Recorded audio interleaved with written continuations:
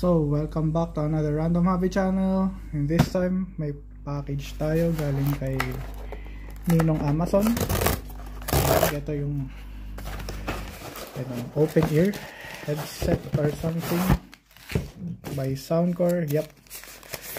So, quick unboxing and overview. Hindi ko siya pwedeng ma-review kasi hindi ko pa nagagamit. So, yeah. Aerofit 2 by Soundcore. I think, I don't know, last 10 months pa siya lumabas. Medyo, ewan ko.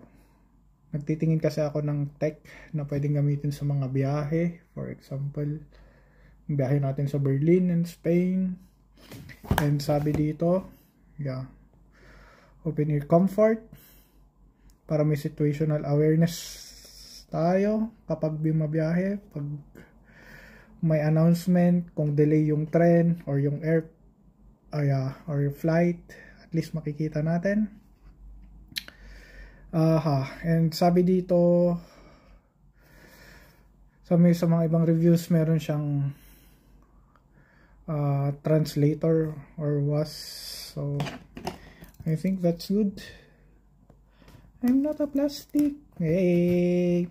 Marami yung kilalang plastic. Charis. So, let's see if okay ba to or what. So, gagamitin natin siya sa Spain. Gusto kong gumamit ng mga tech glasses din like the Ray-Ban Meta, pero I'm still not convinced na okay siya sa day-to-day use ko.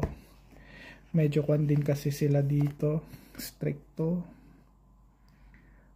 for the dating shoots, yeah, data privacy. So how to wear, may 4 levels siya of adjustment. So sabi nga nila every ear halos pwede, pero yeah, let's see here. Mahigpit, kulay blue ang aking kinuha kasi obsidian blue yung ginamit ko din na anchor na headphones. So ayan siya, very nice. So unboxing lang at saka quick overview kasi hindi natin alam mag-review. So, ayan. So, I think that's all for now. At least may magagamit na tayo. Ciao! Pacman!